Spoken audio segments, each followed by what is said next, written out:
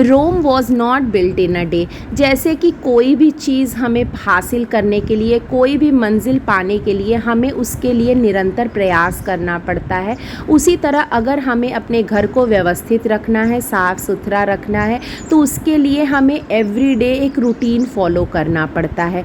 तो hello everyone, welcome back to the channel Meenu 21। I hope आप लोग अच्छे होंगे। और गाइज़, आज की व्लॉग में मैं आपके संग वही एवरीडे हैबिट शेयर करूंगी जिसको अपना के आपकी लाइफ बहुत ही आसान हो जाएगी और आप अपने लिए भी टाइम निकाल पाएंगे। और घर की इन छोटी छोटी चीज़ों को क्लीन करने के लिए, ऑर्गेनाइज़ करने के लिए आपको अलग से समय नहीं निकालना पड़ेगा।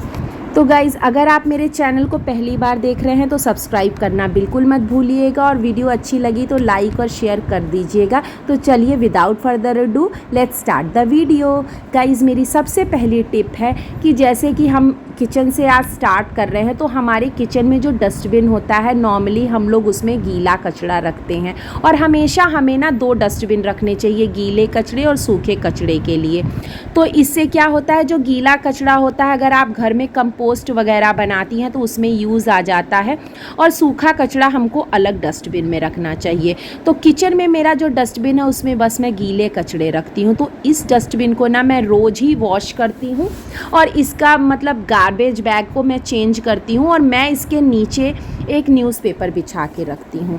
गाइज़, मेरी नेक्स्ट टिप है कि आप अपने बाथरूम में आफ्टर शावर ना किचन को बाथरूम को थोड़ा सा ड्राई कर दीजिए, और कोशिश करिए कि आपके जो बकेट है, मग्स हैं, अगर वो गंदे हैं तो आप वीकली उनको क्लीन कर सकें।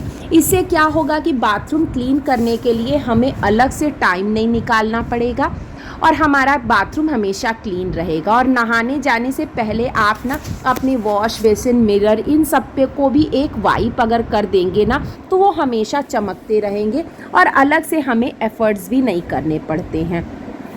गाइज़, मेरी नेक्स्ट टिप है कि डू लॉन्ड्री एवरी डे। अगर हम नहाने के बाद जो भी कपड़े धुलने वाले हों उनको मशीन में लगा दीजिए, क्योंकि मेरी मशीन ख़राब हो गई है तो मैं कपड़े हाथों से धोती हूँ, तो उनको भी मैं सुबह ही धुल लेती हूँ। इससे हमें कई फ़ायदे होते हैं। पहला तो ये होता है कि कपड़े शाम तक सूख जाते हैं, और उनकी तह लगा के उनको आप उनकी जगह पे रख दीजिए। तो नेक्स्ट डे जब नहाने के लिए ना, चाहे बच्चे हो चाहे बड़े हो, सबको उनकी जगह पे मिल जाते हैं ना कपड़े, तो आपको उनको देना नहीं पड़ेगा। तो मैं सबकी एक बास्केट बना दी हूँ, और सबके कपड़े सबको पता होते हैं कि कहाँ पे हैं, तो मैं जब अरेंज करके रख देती हूँ, तो जिसको भी नहाने जाना होता है मुझसे फिर कपड़े के लिए या फिर टाल्स के लिए नहीं पूछना पड़ता है। तो ये एक तो फ़ायदा होता है, और दूसरा होता है ना कि हमारा जो लॉन्ड्री बास्केट है वो फुल भी नहीं होता है। तो इन केस अगर हमें कहीं बाहर भी जाना है, अचानक से प्लान बन गया, तो हमारे मतलब लॉन्ड्री बैग्स जो है या फिर हमारे गंदे कपड़ों का पहाड़ नहीं खड़ा होता, उनका लॉट पाइल अप नहीं होता है। और गाइस, हमेशा कोशिश करनी चाहिए कि गंदे कपड़े ना आप जितने कम से कम रहें। एवरीडे के जो कपड़े हैं ना उनको हमेशा वॉश कर दीजिए टाइमली, ना तो वो सूख जाते हैं। और मॉनसून में तो इन सब चीज़ों का हमें ख़ास ख्याल रखना पड़ता है कि कपड़ों को ना सनराइज़ ज़रूर करें। जिस दिन धूप नहीं निकलती है तो भी मैं उन कपड़ों को रखी रहती हूँ, और जब धूप निकलती है तो एक बार उनको धूप में ज़रूर डाल देती हूँ, जिससे कि ना वो सन ड्राई हो जाते हैं, तो वो बिल्कुल भी जर्म फ्री हो जाते हैं, और फिर उनमें फंगस लगने का या किसी भी तरीके का ना स्मेल भी नहीं आती है। तो ये सब चीज़ें हैं, जैसे कि आप लॉन्ड्री अगर टाइम पे लगा देंगे ना, तो आपका ये बर्डन भी मतलब काफ़ी हद तक कम हो जाता है। और कहते हैं ना कि जैसे विजुअल क्लटर से भी ना हमारा दिमाग थोड़ा सा अपसेट हो जाता है, क्योंकि अगर आपके सामने गंदे कपड़े दिखते रहेंगे ना, तो एक हमारे दिमाग में ना टेंशन भरा रहता है कि इनको हमें करना है। इसलिए मैं कोशिश करती हूँ कि सबके, जैसे बच्चे नहा के चले गए स्कूल, तो जितने भी कपड़े हैं मैं नहाने से पहले या नहाने के बाद उनको नहा धुल के डाल दूँ, जिससे कि वो अपने टाइम पे सूख जाएं, और उनका एक जो है एक रूटीन में आप इसको फॉलो करें। आप चाहें ना तो जैसे आप अपने हिसाब हिसाब से उनको शाम को भी लॉन्ड्री लगा सकते हैं अगर आपके पास वॉशिंग मशीन है तो। गाइज मेरी नेक्स्ट टिप है कि clean your kitchen after every meal. हमेशा ये चाहे सुबह का नाश्ता हो, दोपहर का खाना या रात का खाना, हमें ना किचन क्लीन करके ही रखना चाहिए। इससे एक तो होता है कि हमारे सिंक में ना जूठे बर्तनों का पहाड़ नहीं बनता है और जूठे बर्तन पड़े नहीं रहते हैं सिंक में, जिससे कि कॉकरोचेस, फ्लाइज आ जाते हैं किचन में। तो मैं कोशिश करती हूँ कि हर एक मील के बाद मैं अपने किचन को, गैस स्टोव को अच्छे से क्लीन करके ही रखूँ, ताकि जब हम थोड़ी देर के बाद जाते हैं नेक्स्ट मील की प्लानिंग के लिए, प्रिपरेशन के लिए ना, तो जब हमें किचन क्लीन मिलता है ना तो हमारा मन भी करता है काम करने का। और ये एक मेरे रूटीन में ही है कि जब मैं खाना खाने के बाद ना किचन को अच्छे से क्लीन करके ही आराम करने के लिए जाती हूँ, उसको रेडी करके ही जाती हूँ। गाइस अगर आपको जूठे बर्तनों को तुरंत नहीं धुलना है ना तो उनको एक बार, जैसे जूठे बर्तनों को एक आप खंगाल के ना उसको रख सकते हैं, तो जिससे कि वो साफ़ करने में भी आसान रहता है। उसमें पानी भर के थोड़ी देर के लिए छोड़ दीजिए। और रात में भी आप अपने किचन को अच्छे से झाड़ कर ही मैं जाती हूँ सोने के लिए, जिससे कि जब मुझे सुबह जब मैं उठती हूँ ना तो मुझे किचन बिल्कुल क्लीन मिलता है और मेरे टाइम की भी बचत होती है, क्योंकि बच्चों का सुबह ब्रेकफास्ट बनाना होता है। तो क्लीन किचन मिलता है ना तो काम करने का भी मन करता है।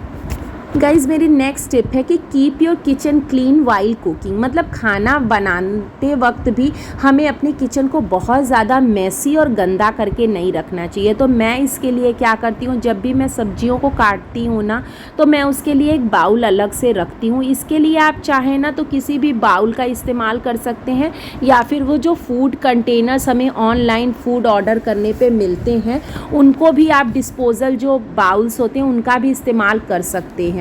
तो इससे क्या होगा कि हमारा काउंटर टॉप हमेशा क्लीन रहेगा और हमारे छिलके इधर उधर फैलेंगे नहीं, और जब हमें उन्हें डिस्पोज करना होगा ना तो ईज़िली उस बास्केट को या बोल जो भी है वो आप जाके डस्टबिन में खाली कर सकते हैं।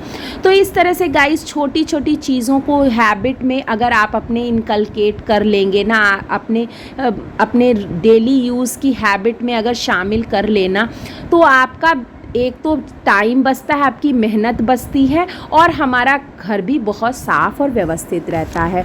तो इसी तरह से गाइस, और मैं क्या करती हूँ, जब सारी सब्जियों को काट लेती हूँ ना तो इस बाउल को भी मैं साथ ही में वॉश करके रख देती हूँ, क्योंकि अगर ये पड़ा रहेगा ना तो ये और गंदा हो जाएगा। और कुछ चीज़ें जैसे कटर वगैरह होती हैं, अगर इनको तुरंत के तुरंत साफ़ कर दीजिए ना तो ये जल्दी से क्लीन भी हो जाते हैं और हमारा टाइम भी कम लगता है। इसी तरह से अगर आप मिक्सर का इस्तेमाल करती हैं ना तो उसको भी तुरंत ही धुल के रख दीजिए। और फिर मैं उन सब्जियों के छिलके को ना इकट्ठा, अगर वो बाउल में रहते हैं तो एक साथ रहते हैं, और मैं उनको डस्टबिन में तुरंत ही डाल देती हूँ। और अब उस बाउल को भी मैं बस 2 सेकंड लगता है, उस बाउल को आप तुरंत ही वॉश करके बस प्लेन वाटर से और आप रख सकते हैं, क्योंकि उसमें हमारी बस सब्जियों के छिलके ही गए थे। और एक और एडिशनल टिप है कि गाइस, जब भी आप सब्जियों को वॉश करिए ना तो अपनी नाइफ़ या फिर जो भी चीज़ों से, चॉपर वगैरह जिनका भी आपने सब्जियों को चॉप करने में इस्तेमाल किया है, उन सबको भी साइड बाय साइड आप क्लीन कर लें। गाइज़ मेरी नेक्स्ट टिप है कि किचन को जब मैं क्लीन करती हूँ खाना बनाने के बाद, तो मैं अपने गैस स्टोव को तो क्लीन करती हूँ, साथ में बाकी ही जो गैस स्टोव की चीज़ें हैं, एक्सेसरीज़ हैं, उन सबको भी मैं साथ में ही क्लीन कर लेती हूँ।